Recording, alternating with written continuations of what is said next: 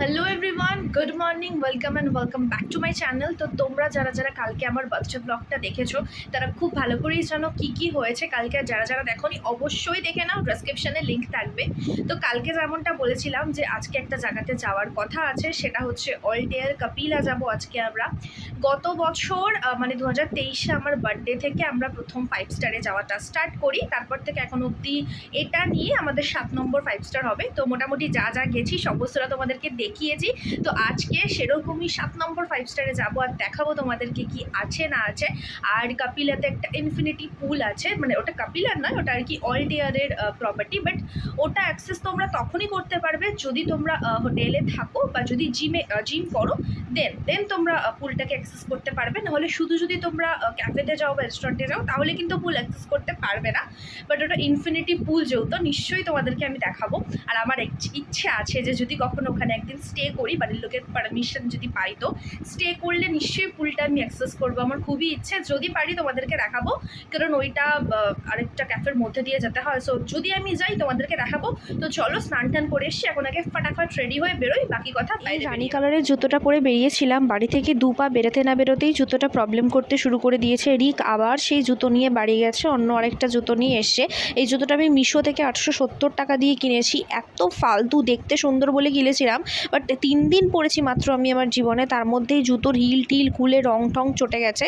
বাবা অলরেডি একবার ঠিক করে নিয়ে এসছে, আবার সেম প্রবলেম, মানে এই জুতোটা আর জীবনে পরা যাবে না। অল্প হয়ে গেছে, মানে ডেইলি যখনই যাবো ওলা উবেরের জন্য আধা ঘন্টা 40 মিনিট দাঁড়িয়ে থাকতে হবে।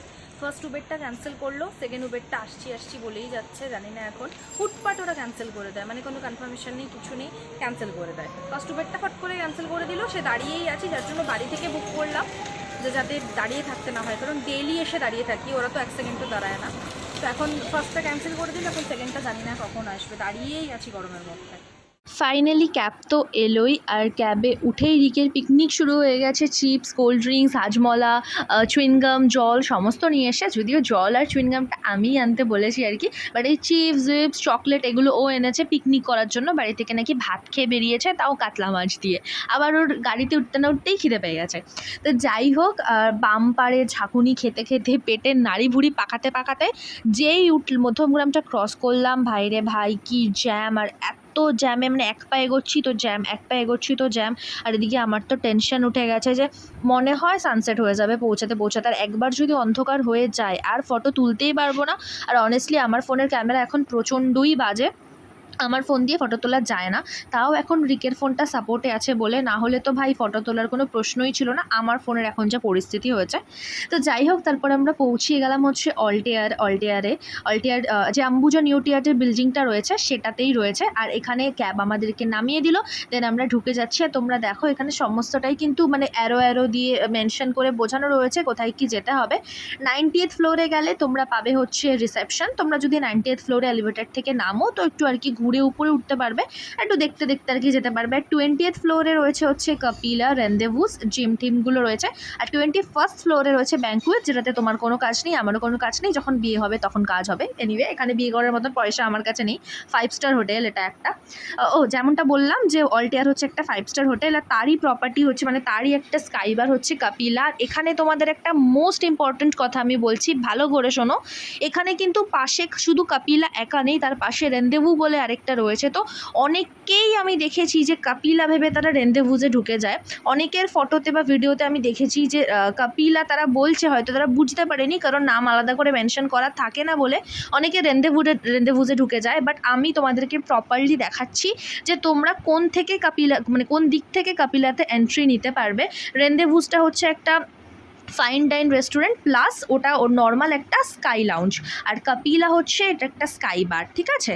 তো ভীষণই সুন্দর, মানে তোমরা জাস্ট এখানে উঠে মানে পুরোটা 360 ডিগ্রি ভিউ পাবে তোমরা একটা কলকাতা শহরের, আর ভীষণ সুন্দর। আর আমি না প্রথমে এগুলো বাজ না ঈগল তো হবে না, বাজ পাখি হবে, প্রচুর বাজ পাখি উঠছিল, কি দারুণ লাগছিল, মানে সিরিয়াসলি ভীষণ সুন্দর লাগছিল। আর পুরোটাই ফাঁকা ফাঁকা ছিল, এরকম ফাঁকা ফাঁকা হলে আমার তো প্রচণ্ড সুবিধা হয়। তো চলো, আমার ক্যারক্যারে গলার ভয়েস অনেক হলো, এবার একটু মিউজিকের সাথে তোমরা এত সুন্দর ভিউটা এনজয় করো।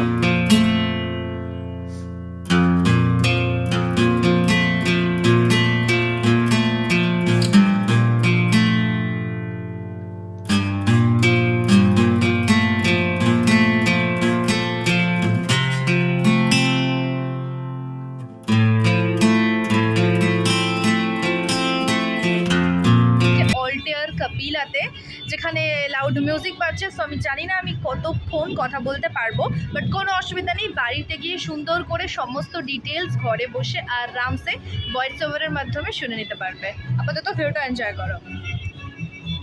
তো এখানে ফার্স্টে আমরা এসে অর্ডার করেছিলাম হচ্ছে একটা মকটেল, যেটা ম্যাঙ্গোর সাথে গ্রিন চিলির একটা অদ্ভুত কম্বিনেশান ছিল, মানে পাকা আমের সুইটনেস, গ্রিন চিলির ঝালঝাল। আমার তো অখাদ্য লেগেছে এই মকটেলটা, যেটার দাম নিয়েছিল হচ্ছে 795 টাকা, মানে 800 টাকা।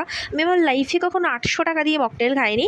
আইটিসিতে হায়েস্ট মকটেল খেয়েছিলাম হচ্ছে 675 কি 690 এইরকম, বাট এখানে একটু আর কি ছাপিয়ে গেছে। তো আমার মকটেলটা একদমই ভালো লাগেনি, তাই আরেকটা নেওয়ার মতন পকেটের জোর বা আমার মনের জোর কোনোটাই ছিল না, কারণ বা কোয়াস ছিল আর দামটাও হাই ছিল।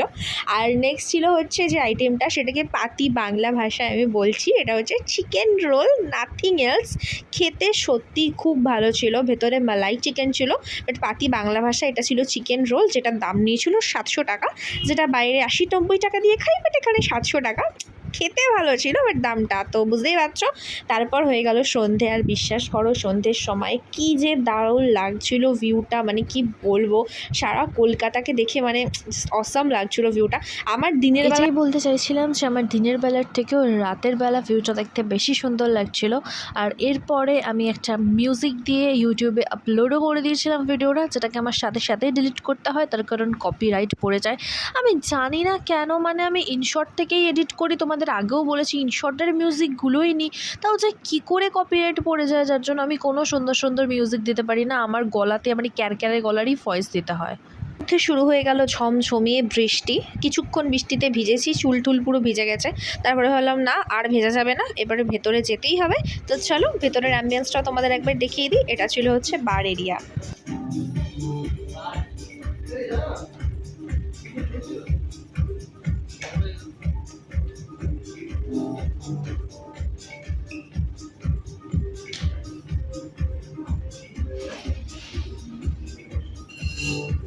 তো ভেতরে ঢুকে আমরা অর্ডার করেছিলাম একটা চিকেন পিৎজা, যেটা খেতে বেশ ভালোই ছিল, অনেকটা চিজিও ছিল। তবে কেন জানি না আমার পিৎজাটা খেতে একদমই ইচ্ছে করছিল না, ভালো লাগছিল না আসলে। আর তা রিককে বললাম যে তুই যতটুকু খাবি খা, আমি আর খাচ্ছি না, আমি প্যাক করিয়ে নিচ্ছি, আমি বাড়িতে গিয়ে আরামসে বসে শান্তি করে খাবো। রিক 3 পিস মতো খেয়েছিল, বাকিটাও আর খেতে পারছিল না বলে প্যাক করিয়ে নিয়েছিলাম।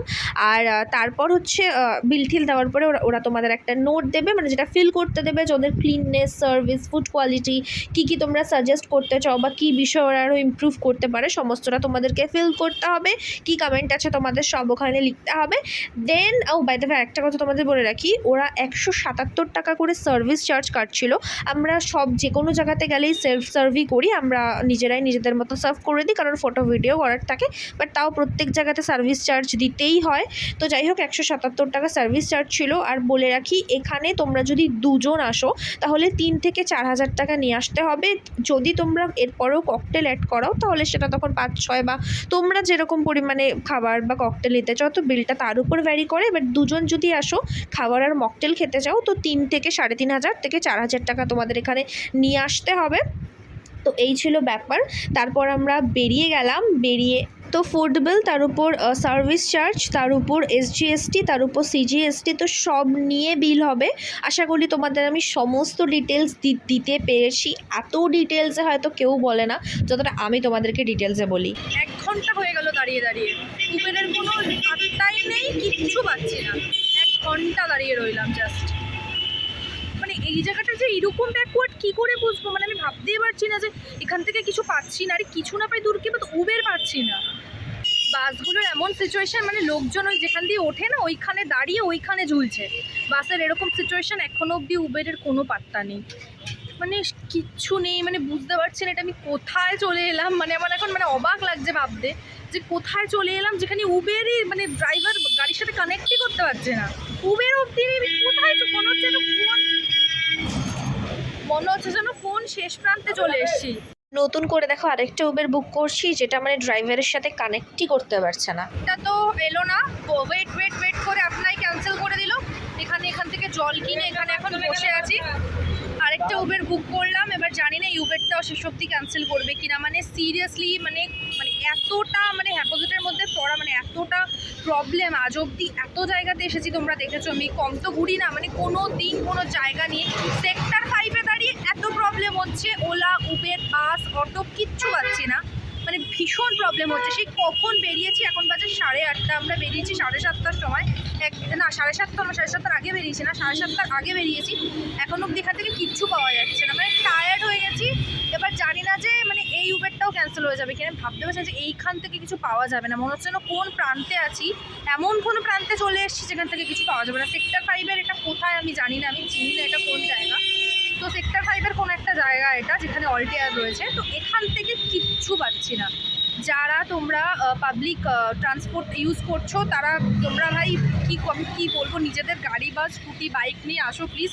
এখান থেকে ওলা উবেরও পাওয়া যাচ্ছে না, পাবলিক ট্রান্সপোর্ট বাস টাসের তো কোনো গল্পই নেই।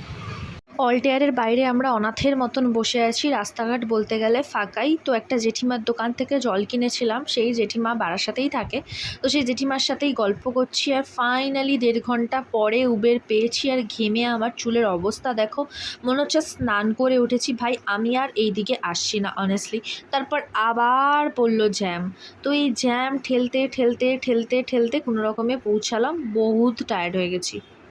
মাত্র যেতে পারবে। আচ্ছা আচ্ছা, এই জন্যই পাওয়া যাচ্ছিল না ক্যাব। হ্যাঁ, ভাড়ার সাথে লোক থাকলেও ও ঠিক নিয়ে চলে যাবে আপনাকে। আচ্ছা আচ্ছা, মানে অনেক কষ্টের পর আপনাকে পেয়েছি। ফাইনালি জ্যাম ঠেলে মধ্যমগ্রাম পৌঁছালাম আর আমার প্রাণে একটু জল এলো। তো ফাইনালি বাড়িতে এলাম, এসে স্নান করে চুল টুল ভিজিয়ে স্নান করে ফ্রেশ হলাম, এবার শান্তি লাগছে। আর কালকে বার্থডে ছিল, পায়েস খাইনি। এই বাটিতেই দেখেছো যে এই বাটিতেই আমি ফটো তুলেছিলাম, মানে এই বাটিতেই সাজিয়ে দিয়েছিল। তো একটুখানি জাস্ট ওই 1 চামচ আশীর্বাদের সময় পায়েস মুখে দিতে হয়, তো সেটুকু মুখে দিয়েছি। আর পায়েস আমি খাইনি কালকের থেকে। কালকে দুপুরেও 2 পিস মাটনের ভাত, রাতেও সেম 2 পিস মাটন ভাত, মাছ ঠাচ আরও যা যা ছিল আমি কিচ্ছু খাইনি। তো এখন একটুখানি পায়েস খাবো। আর হোপফুলি তোমাদের আজকে আমার ভিডিওটা ভালো লেগেছে। যদি ভালো লাগে চ্যানেলটা ডেফিনেটলি সাবস্ক্রাইব করে দিও। আর যারা যারা বার্থডের আগের পার্টটা দেখোনি, যেমনটা বললাম, তারা তারা অবশ্যই দেখে নিও। ডেসক্রিপশানে আমার বার্থডের ফার্স্ট পার্টের লিঙ্কটা দেওয়া থাকবে, দেখতে ভুলো না, নাহলে কেমন একটা আধা কাপ ছাড়া লাগবে না।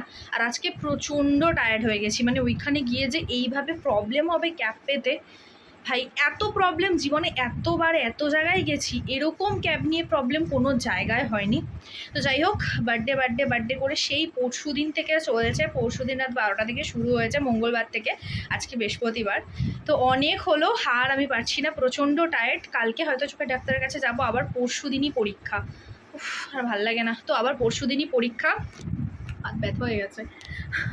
তো যদি আমি পারি ব্লগ করব, না হলে বড় ব্লগ যদি না করা পসিবল হয় তাহলে শর্টস তো আসবেই। তো চলো আজকের ভিডিওটা এখানেই এন্ড করছি। Tata, good night, by.